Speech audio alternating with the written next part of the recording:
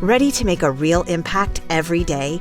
Join the Active Day Home Care team and help clients maintain their independence in the comfort of their own homes. Make a difference in someone's life as you provide essential daily assistance and protect their health and happiness. Earn up to $20 an hour and enjoy additional perks like optional daily pay, 401k, paid time off, ongoing educational training, and more. Join a team that values care, compassion, and your professional growth. Visit activeday.com to apply.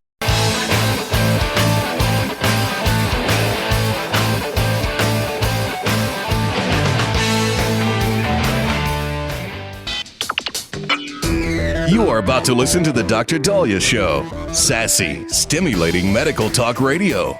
Any medical advice Dr. Daliah Wax gives on her show should not be substituted for an actual visit to your medical provider. And now, here's Dr. Daliah.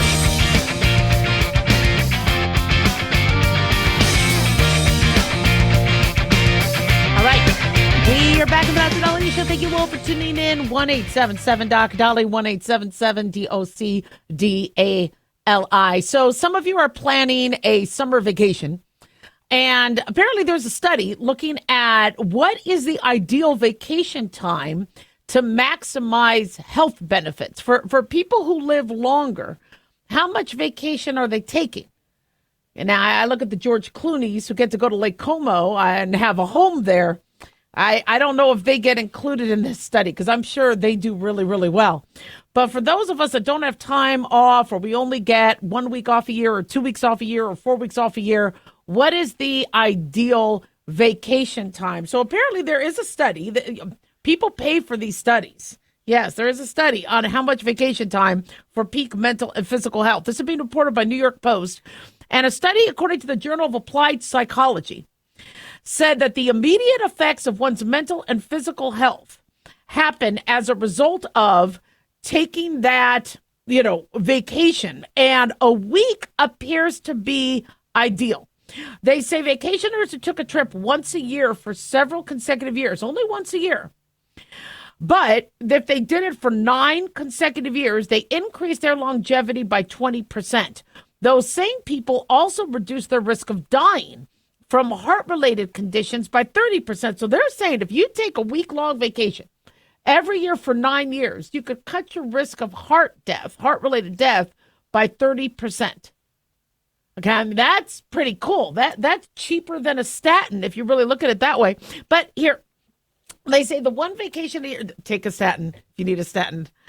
They say the one vacation a year formula also reduces high blood pressure, lowers blood sugar levels, maintains cholesterol, triglyceride levels, all things that could lead to serious heart conditions. Now, research was conducted by Brooks Gump, a professor at Public Health University at Syracuse, and he said that vacation people, or people that vacation, will reduce their metabolic syndrome, that contribute to heart disease and stroke and type 2 diabetes by 25%. 1 week off is ideal, but if you don't have time or money for a whole week off, even shorter vacations have health benefits. Why? Because it's a change of scenery.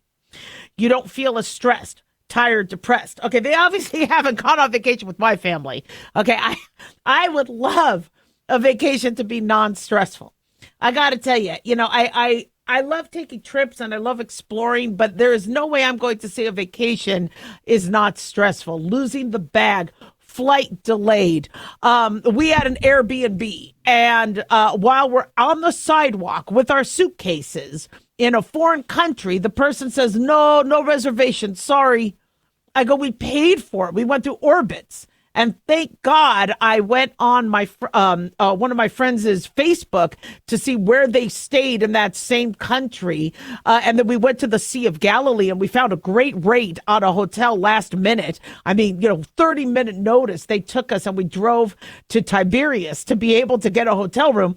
But I'm sorry, that is not, okay, a walk in the park. That is not a breeze. In fact, we went to Rome. And the apartment I found, or I think it was like a house, it was a 3-bedroom with washer dryer. It was fantastic. But we get there and there's a sign on the door, an eviction notice. So we're like, are we allowed to go in? We were still allowed to stay there, but apparently the tenant was evicted. And so you go somewhere and you don't even know if you're, that's why I really prefer hotels, by the way. because at least you could, tell on satellite imagery if the hotel exists. But some of these Airbnbs, that can be pretty tricky. Yeah, I probably should investigate that a little bit more and warn you guys with some of my previous experiences.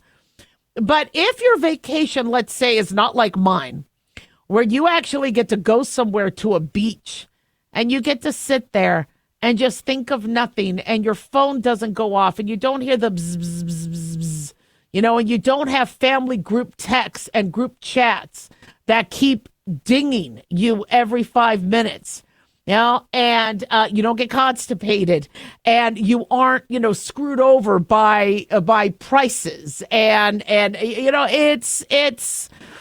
A vacation could be nice. And the week is important because I like to do a lot of little weekend jaunts. That's enough for me. But the week is nice because you really kind of need to separate and regroup. And I'm a workaholic, so I am less likely to get burnt out than other people. I really am. I could work, and I work on my vacations, but I have to admit my productivity is amazing the more time I take off in between. And so, if you want to feel productive, if you want to feel rested, take the time off. The problem is it's getting really ridiculously expensive to go. So, I want to do my nephew tour where I want to see my nephews this summer. And I'm going to go to Kansas City and Omaha and Des Moines, Iowa. And the hotel I had in Omaha a couple years ago was $150 a night. Now it's $400 a night. $400 a night for the same hotel in Omaha. $400 a night. That's even more expensive than Las Vegas prices. What the hell is going on here?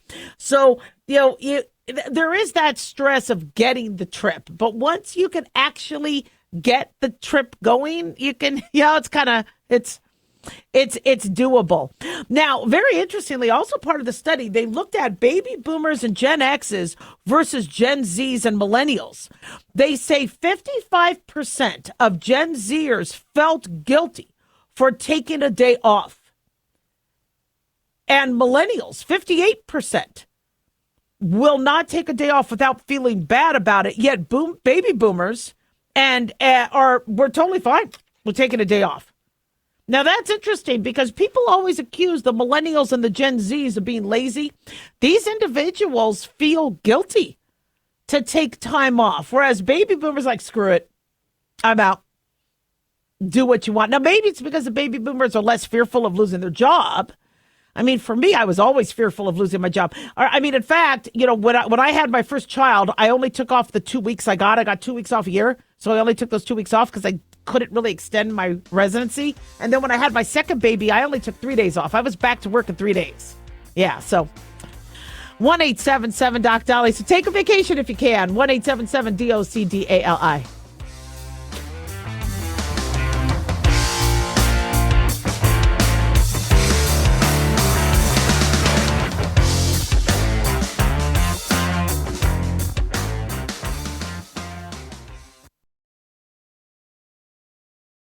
This is an urgent announcement for anyone that's $10,000 or more in debt. Before you make another minimum payment, you need to know there are special programs that can completely free you of your debt. Total Financial Freedom can help you become debt-free in months instead of years. Resolve your credit card debt, signature loans, department store cards, internet loans, and timeshares. Call Total Financial Freedom now at 800-878-6020 for a free consultation. For 16 years, Total Financial Freedom has helped thousands get out of debt. You can feel confident when calling because Total Financial Freedom is A+ rated by the Better Business Bureau. Battling for years and years, stuck in the endless cycle of minimum payments could take decades. You have the right to get your debt resolved and substantially reduce your monthly payments. Call Total Financial Freedom now at 800-878-6020. That's 800-878-6020. 800-878-6020. Hi guys, Dr. Daliah here. Addictions can sneak up on us and come in many forms, whether it's drugs, alcohol, sex, video games, porn, or something less obvious such as food, internet, or shopping. Addiction can seem innocent at first and then evolve into an insurmountable evil. In our book, Addiction Basics, Caitlin Kalikas and I dive into the common addictions and provide tips for identifying and preventing these before they sneak in and take over our lives. Addiction Basics can be found on Amazon or my website, drdaliah.com. Check it out. At Hot Shot Secret, we share the science behind common diesel problems. For example, diesel fuel cetane levels. the cetane rating in diesel fuel is 42 to 45. Most diesel engines operate more efficiently with a cetane rating of 48 to 50. One treatment of Hot Shot Secret Diesel Extreme will raise your cetane 7 points, increase fuel economy, and improve cold starts. Hot Shot Secret Diesel Extreme is available nationwide at truck stops, fine farm and auto stores, and online at hotshotsecret.com. Hot Shot Secret, powered by science.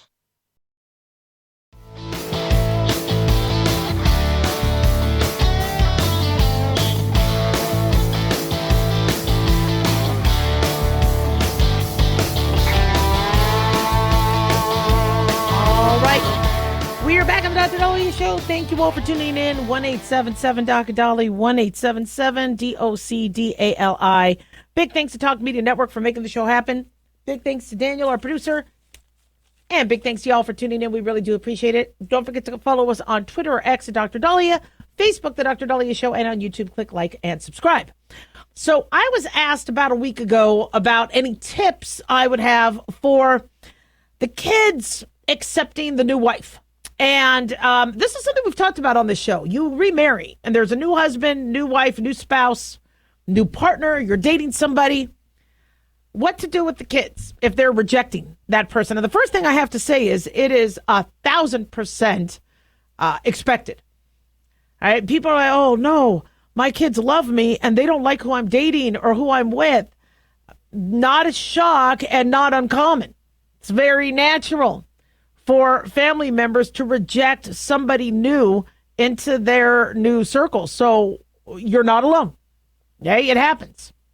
And there might be the possibility that your children or brothers or sisters or whatever may never accept the new husband, the new wife, whatever, girlfriend, boyfriend, new partner. But there are some things you could do. And one is realize, be realistic about the situation. And I get from one of my listeners how frustrated they are, going, I don't understand. They're perfect in every way. I love them. My kids should show respect. Everybody should be respectful to everybody. But no, there is no reason why your family needs to be in love with somebody that you're in love with. That's, just like we spoke about with politics. Just because you feel one way politically doesn't mean everybody else in the family has to follow through. We're all individuals. We all celebrate our religion differently. Our relationship with God can differ. I like dark meat with my turkey on Thanksgiving, which helps because a lot of people in my family like the white meat. I'll then eat the dark meat. So there's ways to still be compatible. But the first thing you need to do if you are struggling to bring in a new addition to the family is, one, understand that this isn't going to be taken very lightly. I mean, I have my kids and my husband and all that. And, I'll always joke with them about how, if they were my roommate in college, I would kick their butts out. There's no way I would live with them in college. You would be the worst roommate. But I'm able to live with them because, they're my progeny. They're my blood. when you have somebody in the family, that blood is thicker than water. It's really hard to have somebody else in the household, whether you're living in the household or not. And you have to understand the family member's perspective. So let's say that child went through something, okay, and went through something very embarrassing to them. Now there's this stranger that's going to be privy to that. Now that your child is sharing you and sharing your time and sharing your attention and maybe also sharing your inheritance. So you need to kind of understand what it is their concerns are. Is it that it's really hard to warm up to another person? And then understand that and let them know. Say, I know how difficult it is to all of a sudden like somebody new. If you told me I had to love this person, and this is why in-laws have issues. I am so, so grateful that I love my son's girlfriend, and I love my kids' friends. And so, to me, they all could be my babies. I will adopt all of them. I love them all. But, imagine if, your child brought home somebody that you couldn't stand. But they love that person. Okay. You got to figure out how to make it work. So it's not going to be easy. Living with somebody. I mean, look at how many couples can't live with each other. Living with somebody and you don't even have a vested interest in them because you're not dating them. Somebody else is, not very easy. So understand that. And if you still can't comprehend, imagine you being roommates with somebody and their girlfriend or boyfriend is always over, always on the TV, Netflix, whatever, not paying rent. And you have to basically now live with somebody you never signed up to live with. All right. Now, if this person is important to you, all right, that is something you do need to extend to them. And your family should respect that person. Nobody should be disrespecting somebody else. No, and if there is somebody that loves you, and if your kids don't understand that you found happiness, this is somebody you want to be with, this is, then that's on them. And oftentimes they will come around.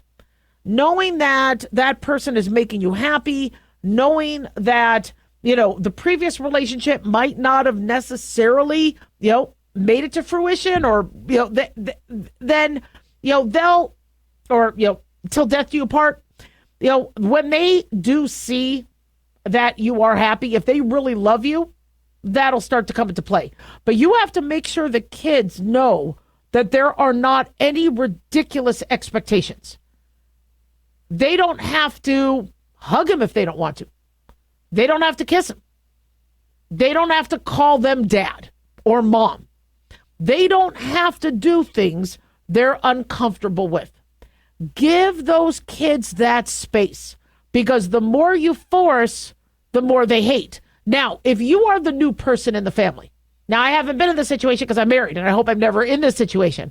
But if I was, I would immediately establish, like, let's say Jimmy Garoppolo says, you know what, Daliah, you're the one for me. And your husband left you, so you and I'm not saying this is a fantasy I have, but let's just say hypothetically that happens. And let's say Jimmy Garoppolo had a couple kids.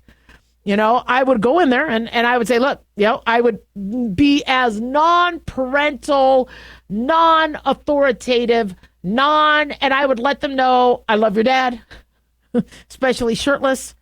And I wouldn't say that. But anyway, but I would, convey to them, I'd say, look, I know this isn't easy. I'm not here to replace your mom, dad, whatever. I know this isn't easy.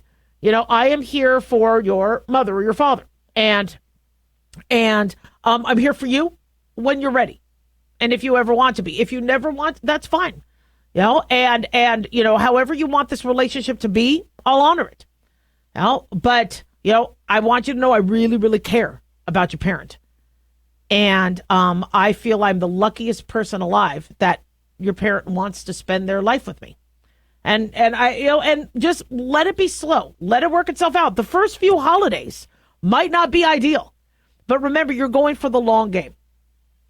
And if things don't happen first quarter, there's still more quarters. Sorry, I'm getting ready for football. Cowboys play tonight. Woo! So, it's not easy. But the expectations are, and, I understand my listener was really frustrated. He's like, if my kids love me, they will not entirely. And also sometimes you're not that easy to live with. Or to have to, come around and look, just think of the in-law situation. You could really, really love your spouse, but the in-laws could be driving you crazy. People drive each other crazy.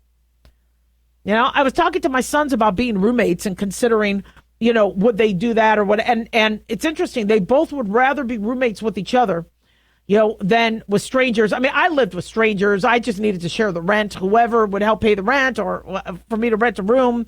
And I was never home, so it worked out fine. But if, it really takes a lot of chemistry to be able to have that sort of closeness. And I have to tell you, I have seen so many families where the extended or the new wife or new spouse or new boyfriend, girlfriend, and by the way, that's also an issue. That's another thing to think about too. If you are one of a long line of guys that mom has brought home or women that dad has brought home, the kids aren't going to attach to you. There is, they won't, or if they think you're in it for the money. And so you just have to understand what they might be thinking. And also you do have some people that they just don't like people and it just might never happen. I mean, we have blood relatives where they just don't like each other. That just happens. So it's not easy. I want to see people happy. I want to see, relationships work through. But divorce is still at an all-time high. It's been going down because fewer people are getting married. But relationships break up. And, for a child to expect their love or a spouse may die. And that's also a very common scenario where one of the parents dies. And then the new, the surviving parent, the widow or widower, wants to remarry and, not be alone. That's another thing, too. You need to explain to the kids. And, you could say, look, I don't want to be alone and I don't want to be a burden on you. Now, you don't want to have to entertain me and keep me from being bored and take care of me day in and day out. This helps you. And they'll go, oh, no, of course it would. And look, I don't want to be a burden on you. Yeah. And I want to, be happy. I'm not doing this to alter the memory of your father or alter the memory of your mother. This isn't about that. I love them. I will always love them. But I'm alone and I don't want to be alone. And give it time. It might take a few years, but a lot of times, if your children love you, they'll come around. 1-877 Dr. Daliah.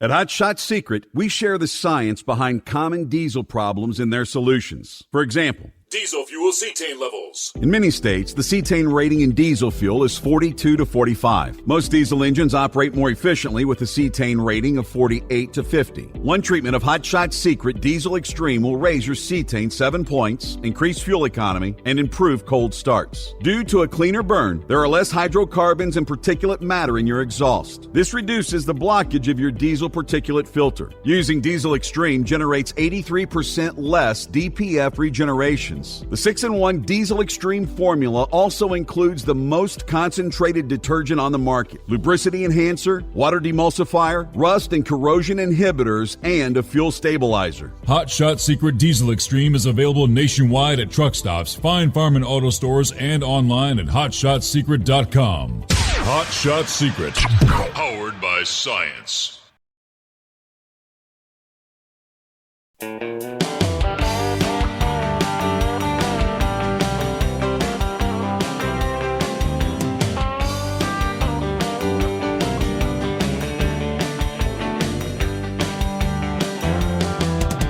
All right. We are back on the Dr. Daliah Show. Thank you all for tuning in. 1-877 Dr. Daliah, 1-877 DOCDALI. So there's been a lot of exciting developments as it pertains to psoriasis. We're going to be sharing with you later on in the show in this month. But psoriasis is a condition that affects millions of Americans. I think 3% of the population was one of the latest statistics I saw. And this is something that I actually think I'm starting to develop myself, especially on my elbows. And it's something that a family member of mine has on his scalp, knees, all over. It is debilitating. And as you know, psoriasis is a chronic disease, autoimmune, characterized by excessive inflammation in the body. You get these thick, scaly patches on the skin. And not only are you having the physical sequelae of that, but many people it affects their social interactions and their emotional well-being. And, now that we're coming into the summer and beach weather, many people feel very isolated because they do not want to be out in public feeling people don't understand what their condition could be. So I'm very, very grateful to have board-certified dermatologist Dr. Omar Noor and psoriasis patient Mark here to discuss the importance of self-advocacy as well as finding the right treatment for people who have moderate to severe plaque psoriasis. Dr. Noor, and Mark, thank you so much for joining us. Thank you for having us. And I want to thank Sun Pharmaceuticals for bringing us this interview today. We really, really appreciate all they do. So discuss what psoriasis is and both the physical and emotional impact. So you went over quite a bit of it, which is really helpful. But in general, patients need to understand that it is an immune issue. It's internal, and that immune system is producing inflammation in the skin that causes these silvery, scaly plaques and rashes on the body which very frequently can happen on the elbows and the knees, or they can happen on the scalp or anywhere on the body. They tend to be itchy. They tend to be uncomfortable. In some cases, they can even crack and bleed.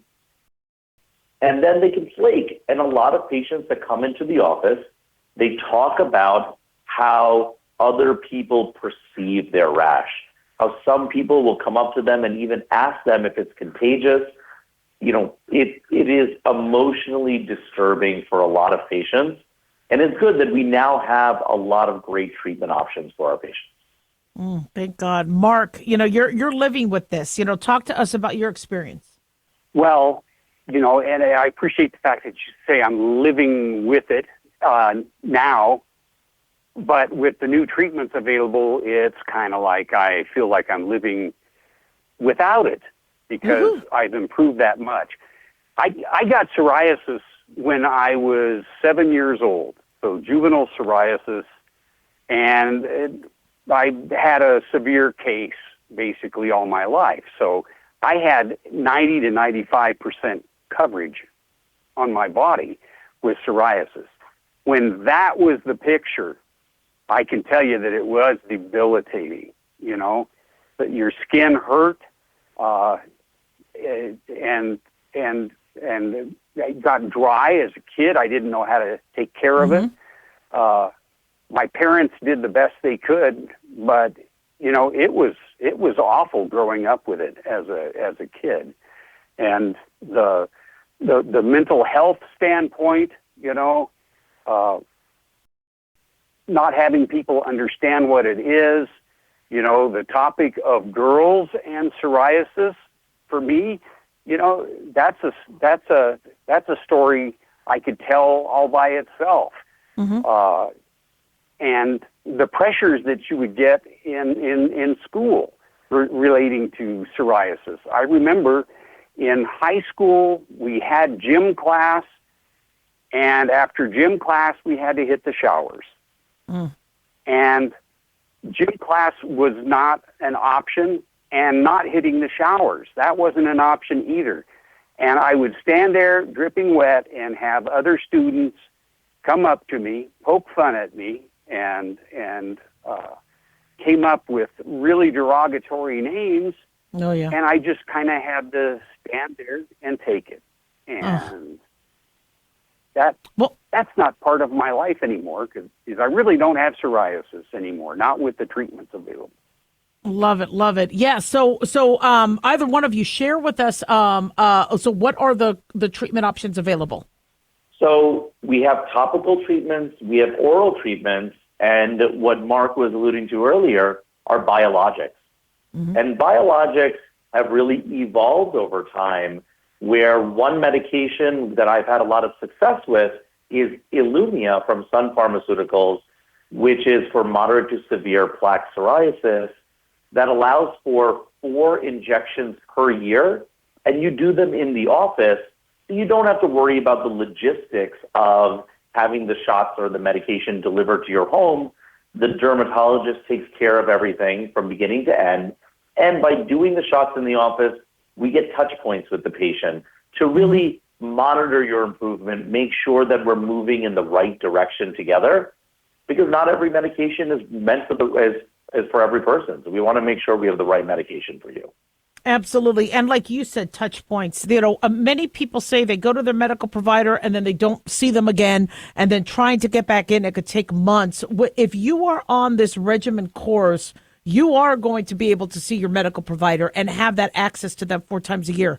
And so that is a huge win, because not only is psoriasis a concern, also skin cancer and other things that might affect you dermatologically. So you get that face time with the provider, which is, I think, so valuable.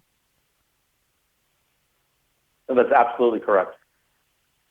So, in the final minutes we have left, obviously, what people are going through, they feel alone, they feel isolated. Talk to us about why it's important for patients to advocate for themselves and, not feel isolated and still partner with their healthcare provider throughout this. So yeah, advocacy is very important. Every person is different, and we have a lot of treatment options, so you have to speak up You have to talk about your journey. Every individual is different, so we have to make sure we have the right option for you. So really advocate for yourself. No, you don't have to be hopeless. You mentioned 3% of the population, 8 million people with psoriasis. You're not alone. You can get better. Just reach out, find a dermatologist, talk to your primary care doctor. A lot of times, that's where a lot of patients' journey begins to getting better, and really just move on from there. And, one thing I want to say that I think has helped is, you see these commercials, for people with plaque psoriasis, and it reminds others that that's what they could have. I mean, I remember when I was younger, people were saying, oh, maybe that person has leprosy. And I'm like, no, that's not. That's a skin condition. And educating the public is huge. That's what our show tries to do, and that's what you all have been doing.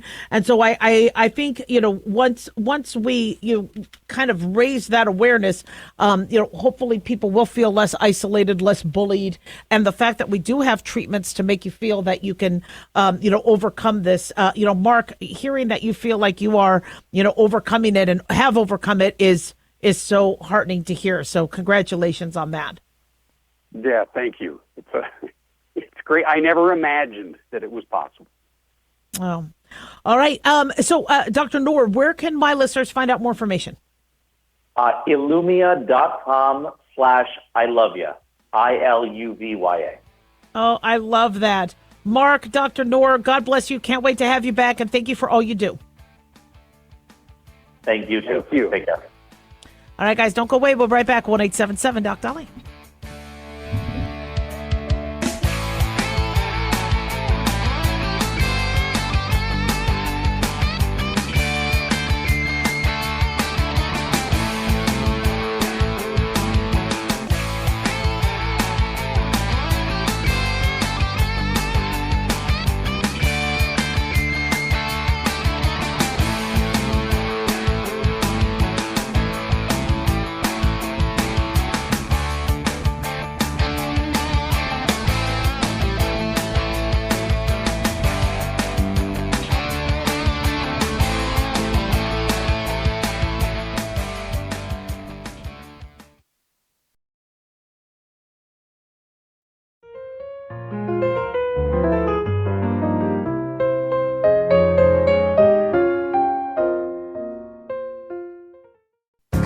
Here to tell you about our newest website for old-time radio lovers. It's 100radioshows.com. At this site, there are 5 old-time radio shows waiting for you to download free as our gift to you, and be sure to browse the additional 700 old-time radio shows available to you for 70% off by using the promo code RADIO at checkout. This is a limited-time offer, so log on to 100radioshows.com. That's 100radioshows.com.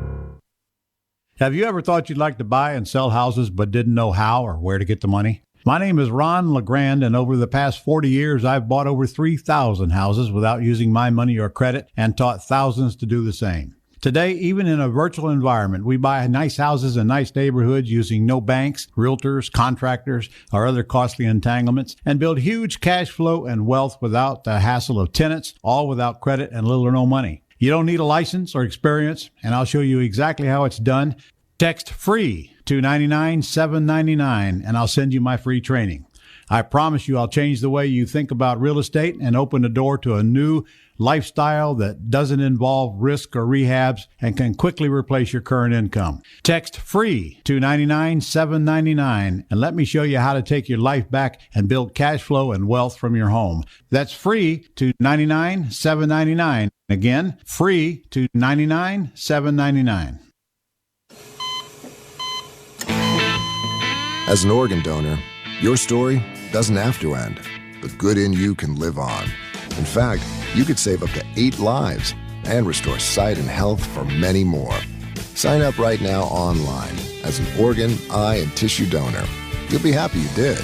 And just maybe, someone else will be happy too. Go to organdonor.gov. It saves lives. U.S. Department of Health and Human Services, Health Resources and Services Administration.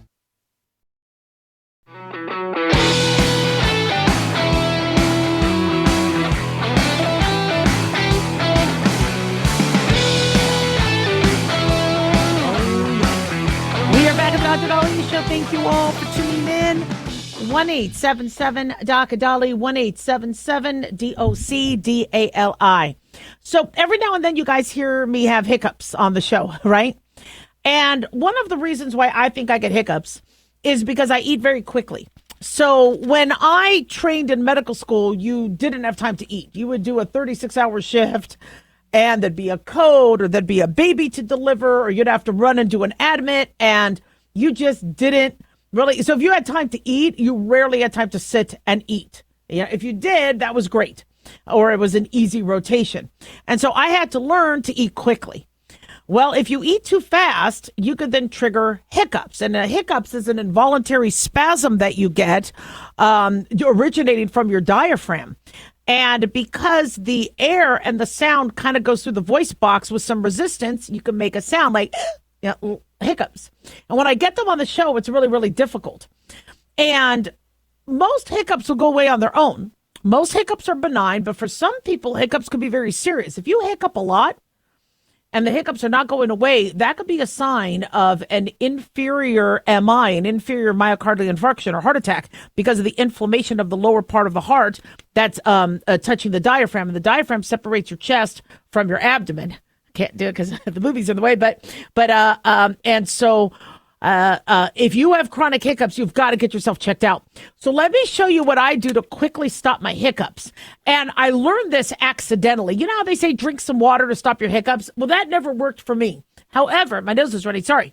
However, while I was trying to drink water to stop my hiccups, I decided to breathe while drinking. So I'll sit there, and it's not something I usually recommend because your epiglottis prevents food going into the lungs.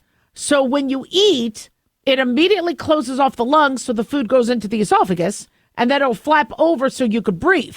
So you really don't like to mix the two or challenge the two. However, and I apologize, my allergies are acting up. As it pertains to hiccups, I notice this works. So what I do is I just drink the water very slowly while breathing slowly through my nose like this. I'll breathe louder for you guys, okay, so you can hear it. So I'm like this. Okay, now I know you guys probably couldn't tell, but I was drinking really lightly while breathing through my nose per swallow. And that stopped my hiccups today in a second, in a heartbeat. So, the hiccup process is not a fun one. It can, be involved with a variety of things. Like I said, you eating too much, you having dysphagia, you not being able to swallow well, or like I said, you have irritation of the diaphragm from the inferior part of your heart. So recommendations have included eating some granulated sugar, sipping or sucking on some lemon, drinking cold water, bringing your knees to your chest, holding your breath for 10 seconds. See, that never worked for me, the holding the breath, because I'd be like, and I would just be hiccuping while holding my breath. It didn't work. But for me, the water while breathing through my nose worked beautifully. For some people, they'll breathe into a paper bag. Others will taste a drop of vinegar. That works for them. Some people, according to Medical News Today, will pull on their tongue. They'll pull on their tongue to try to get that to stop. Again, what are we doing? Well, we're trying to change the anatomy, whether it's with our knees or deep breath. We're trying to, change a little bit of the anatomy of the chest in case there's something mechanical, or we're trying to stimulate the vagus nerve to help stop the hiccups. So it's pretty cool. So as I said, most of the time the hiccups will go away. If they don't go away when you hold your breath or drink into a paper bag or bringing your knees to your chest, just breathe while drinking into your cup. Now, I understand I got nasal hairs and nostrils, and I'm a little stuffy. But now let's talk about, why hiccups can be dangerous. So when I was little, there was this movie with Gilda Radner and, oh my gosh, Gene Wilder. And they were, I think, in an airplane, and the pilot starts burping, and they're giggling that he's burping, but he wouldn't stop burping. And I was a little kid when I watched this, and then the pilot keels over. So he was probably having a heart attack. And then they had to figure out how to land the plane. I don't really remember much about the movie. I was really little and I don't know where I was seeing it. But that kind of scared me. But whenever I see somebody burp a lot or hiccup a lot, I think that they might keel over because as a kid, that's what I saw.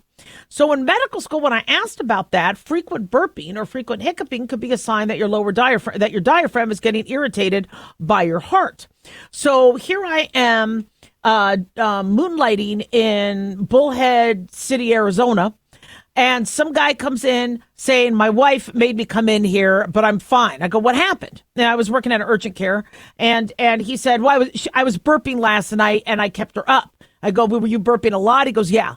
I go, well, let me check your heart. He's like, well, hurry up. It's Sunday football. So I checked his heart and it looks like he had already some changes that could have signified that he might have had a heart attack. So I told him, look, we need to admit you. I think you had a heart attack last night because you were burping so much. And we're talking repetitive cyclical burping. He said, look, if I already had my heart attack, I'll just follow up with my cardiologist on Monday. Let me go home. I really want to watch a game. I'm like, no, if you had a heart attack, you might get your second one. So I need you to go to the hospital. So we transferred him to Worm C, Western Regional Medical Center. And while he was being rolled in by the ambulance to the hospital, he had his second heart attack.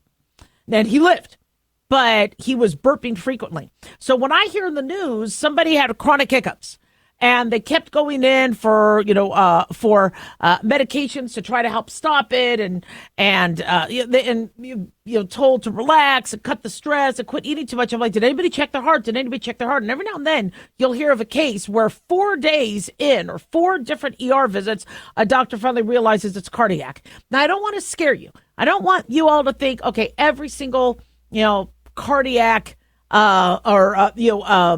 issue is going to present with hiccups or vice versa. But if you frequently struggle with hiccups or frequently struggle with burping, you got to get yourself checked out. That's just, and then another reason is there could be a mass. You could have a growth. Some of us have really bad acid reflux. So the acid coming up from the stomach changes the lining of the esophagus, right? We have our mouth, we have our esophagus, and then we have our stomach.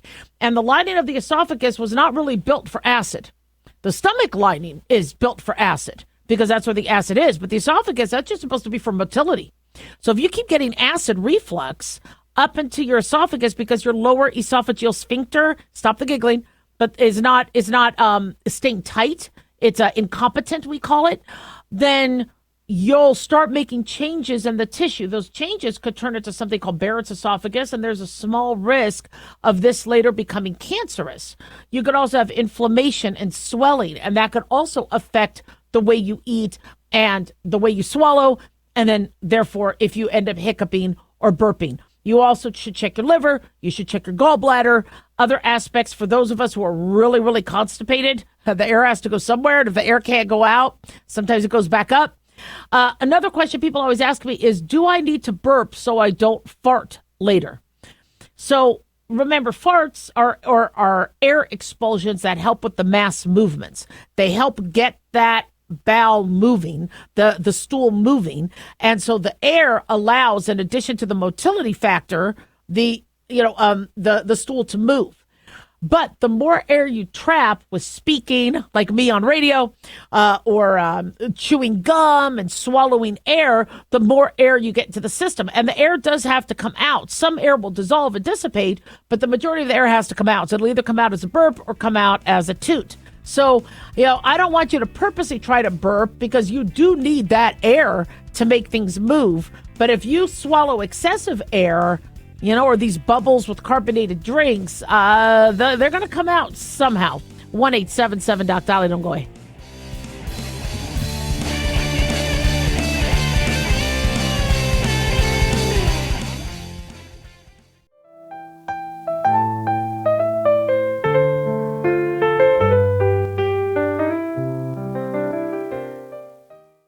Looking for an easy read that can actually help secure someone's future? Pick up a copy of Mark Falter's book, Common Sense Income Strategies. For the past 30-plus years, Mark has helped thousands of hardworking Americans secure their financial future by using strategies that continue to create wealth, whether the market is up or down. Strategies that will make perfect sense once you take the time to read this powerful book. Common Sense Income Strategies brings to you what Mark has been teaching in person and talking about on the radio for decades. It's not rocket science, it's a pretty easy read. You've worked too long and too hard not to see the fruits of your labor.